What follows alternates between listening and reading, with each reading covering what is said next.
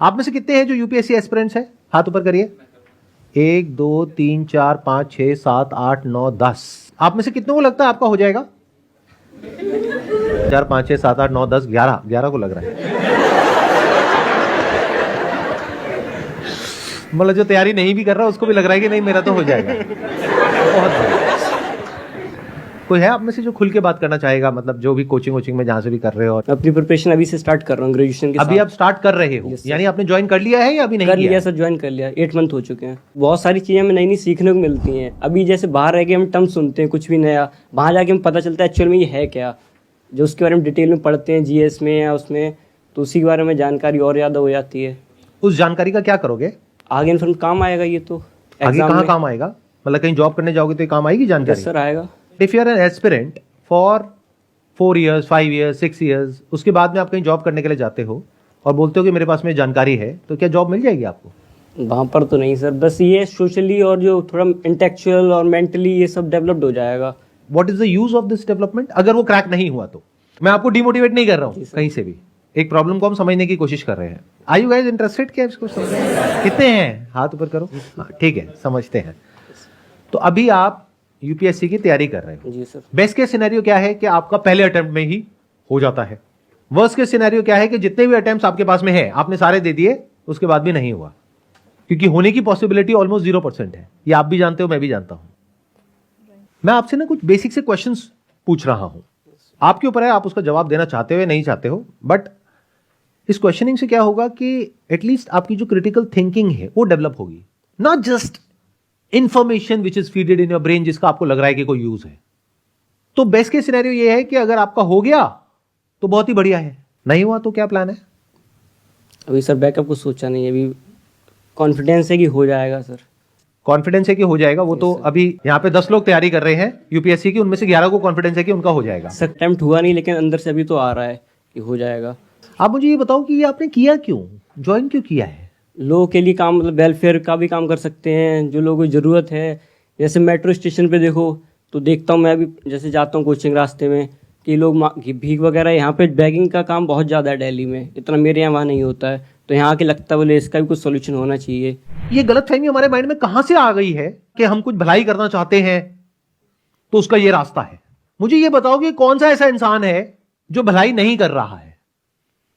Give me one category of people who are doing something legal. Illegal की बात छोड़ देते हैं, ध्यान से सुनना मैंने क्या कहा। लीगली कोई इंसान कहीं पर जॉब कर रहा है, टैक्सेस पे कर रहा है, जिसकी वजह से देश चल रहा है, कहीं पर काम कर रहा है जिसकी वजह से कोई कंपनी चल रही है, जिसकी वजह से आपकी लाइफ चल रही है। आज जो आप प्रोडक्ट्स और सर्विसेज यूज करते हो उसमें से कितनी है जो प्राइवेट कंपनीज बनाती है और कितनी है जो पब्लिक कंपनीज बनाती है? Majority of products and services that you are using, जिसके बेस पे आपकी लाइफ टिकी हुई है, वो प्राइवेट कंपनीज चलाती है। तो जो उस पूरे इंफ्रास्ट्रक्चर को संभाल रहे हैं, क्या वो पब्लिक वेलफेयर नहीं है? क्या एक डॉक्टर जो कहीं पर काम कर रहे हैं, चाहे प्राइवेट क्लिनिक है, चाहे किसी गवर्नमेंट हॉस्पिटल में है, चाहे प्राइवेट हॉस्पिटल में है, क्या वो पब्लिक वेलफेयर नहीं है? क्या उसके बिना हमारा देश चल जाएगा? तो ये गलतफहमी कहां से आ जाती है हमारे माइंड में कि अगर हमको पब्लिक वेलफेयर करना है तो उसका ये रास्ता है। और हम सच क्यों नहीं बोलते हैं, जो है वो क्यों नहीं बोलते हैं कि हमें पावर चाहिए, हमें सोसाइटी में एक स्टेटस चाहिए? हम ये कहानियां क्यों साथ में गढ़ने लग जाते हैं कि मुझे कुछ वेलफेयर करना है? अगर आपने ये क्रैक कर लिया, मान लो 2 4 5 साल बाद, और आपको मैं एज एन इंटरव्यूअर ये ऑप्शन देता हूं कि आपको जॉब तो मिलेगी, लेकिन वो करने को नहीं मिलेगा जो आप करना चाहते हो, यानी कि क्या? पब्लिक डीलिंग ना, वो सब नहीं मिलेगा। पूरी जिंदगी भर यहां पर ऑफिस में बैठ करके ये काम करना होगा जो हम कह रहे हैं, लेकिन ठप्पा मिल जाएगा कि आपका हो गया है। तो करोगे या छोड़ दोगे? छोड़ देंगे सर। कुछ दिन तो सर अच्छा लगेगा, ठीक है नया नया मिल रहा है, उसके बाद अंदर से फिर आएगा जो करना चाह रहे थे वो तो कर ही नहीं रहे हैं। जिस गोल को पाने में आपने 5 साल लगाए, आप कह रहे हो उसको पाने के बाद में मैं छोड़ दूंगा? वो तो सर एक यूपीएससी का रास्ता है, जो करना है वो जब वही नहीं कर पा रहे हैं तो फिर क्या फायदा है? तो फिर वो क्यों रास्ता है? और भी बहुत सारे रास्ते हैं, जिसको करना है उसके लिए तो बहुत सारे रास्ते हैं, वही क्यों रास्ता है? लाइफ में अगर सच में कुछ करना है ना, तो आपकी जो शुरुआत है वो हमेशा सच्चाई से होनी चाहिए। अगर शुरुआत ही झूठ पर हो गई, पूरी जिंदगी झूठ बोलते रहोगे, दुनिया से भी और खुद से भी। सच बोलो ना कि भाई मुझे पावर चाहिए, तो सर मुझे और किसी चीज से कोई लेना देना नहीं है, सड़क पे जाकर के भिखारियों की मदद करनी है, अभी कर दो, अभी तो कौन रोक रहा है? चलो एक काम करो, मैं आपको ऑफर देता हूं, देखते हैं कितनी मदद करते हो आप भिखारियों की। आप जा करके अगले 1 महीने तक भिखारियों की मदद करो सड़कों पे, उसके लिए जो पैसा लगेगा मैं दूंगा आपको, लेकिन आपको दिन में 12 घंटे काम करना होगा। करोगे? Yes sir. और 1 महीने तक आप यहां पे नहीं जा पाओगे, जो भी आपकी कोचिंग है। अब बोलो यस सर। बोलो आपके लिए इंपॉर्टेंट क्या है, ये कोचिंग या फिर मदद करना सड़क पे जो भिखारी है उनकी? अगर वो इंपॉर्टेंट है तो कोचिंग गई भाड़ में। आप यही तो कह रहे हो ना कि भाई वो कोचिंग मैं इसलिए ले रहा हूं क्योंकि कोचिंग करके मेरा ये हो जाएगा और मैं भिखारियों की मदद करूंगा। मैं आपको एक ऑप्शन दे रहा हूं, ओपन ऑप्शन, देखते हैं आप ये एक्सेप्ट करते हो या नहीं करते। यूपीएससी क्रैक करने के बाद में आपको जो सैलरी मिलेगी, यस सर। उतना पैकेज मैं आपको अभी देता हूं, लेकिन दिन में 12 घंटे आपको वो करना पड़ेगा जो आप कह रहे हो, यानी 12 घंटे दिन में सुबह से लेकर के रात तक भिखारियों की मदद करनी होगी। उसके लिए जो पैसा लगेगा वो हमारी कंपनी का एक सीएसआर डिवीजन है, वो आपको पे करेंगे। और भी सर डिपार्टमेंट है ना, और भी काम है उसमें, सिर्फ यही थोड़ी यूपीएससी की जरूरत।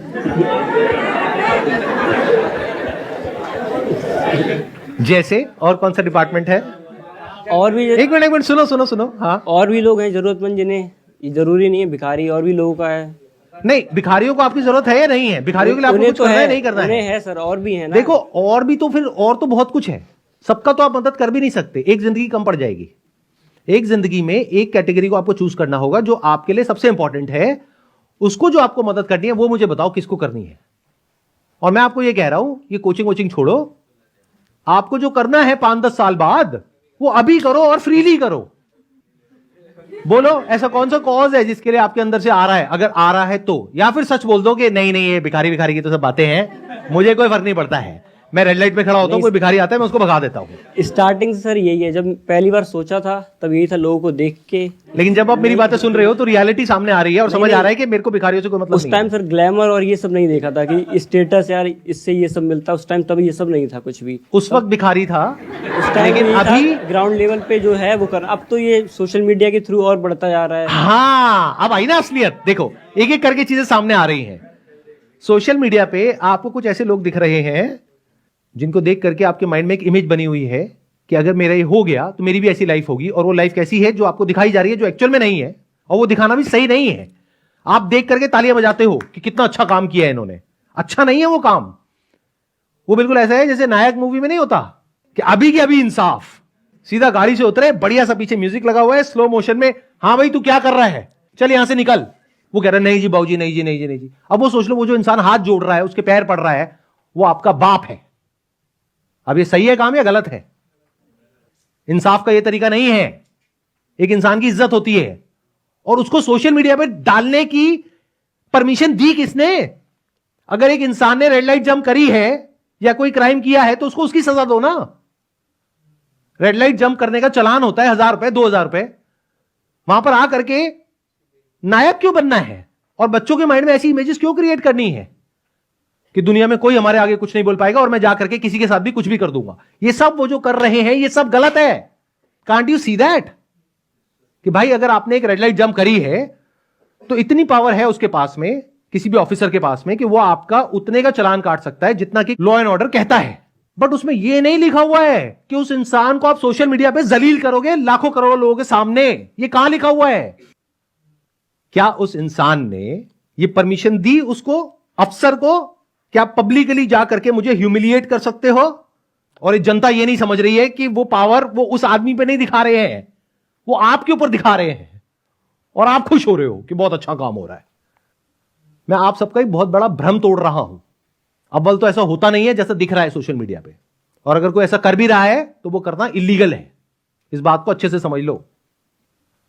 ये जो कोचिंग वाले हैं जितने भी, वो आपके साथ ऐसी बातें नहीं करेंगे जैसी मैं कर रहा हूं। वो क्या बोलेंगे? ऐसी बातें करना छोड़ दो कि कितनी सीट्स है और कितनी नहीं है। तुझे तो एक ही सीट चाहिए ना। आप ये मत सोचो कि 10 लाख लोग अप्लाई करते हैं, उसमें से इतनों का होता है, इतनों का नहीं होता है। अरे तुझे तो एक ही सीट चाहिए, वो एक सीट तेरी ही है। सबको यही बोल रहे हैं। कोचिंग वालों को टॉपर्स चाहिए। अरे कोचिंग वालों को क्या चाहिए वो तो छोड़ ही दो, वो तो एक अलग ही गेम है, और बहुत इंटरेस्टिंग गेम है अगर वो आप समझ पाओ तो। वो अगर किसी में भी थोड़ा सा भी दिमाग होगा तो वो समझ जाएगा कि गेम क्या है और किस लेवल पे है। कि अगर एक कोचिंग में मान लो फॉर एग्जाम्पल 20,000 बच्चा है जो 2 लाख रुपए दे रहा है, तो कितना पैसा हो गया एक साल का? 4 करोड़। 4 करोड़। ऐसे यूपीएससी क्रैक करोगे? जवाब दो। 20,000 इंटू 2 लाख कितना हुआ एक साल का? सर 9 जीरो आएगी, 400 करोड़ होंगे।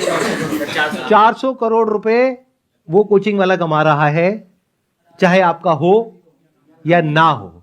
ज्वाइन करते वक्त आप में इतना भी दम नहीं है कि जा करके उस कोचिंग वाले से पूछो कि ये टॉपर्स को छोड़ो जो आप मेरे को 2-4 नाम बता रहे हो जिनका आपके कोचिंग के थ्रू हुआ है, मुझे एग्जैक्ट नंबर दो कि पिछले साल कितने लोगों ने आपके यहां से किया, उसमें से कितनों का हुआ और कितनों का नहीं हुआ।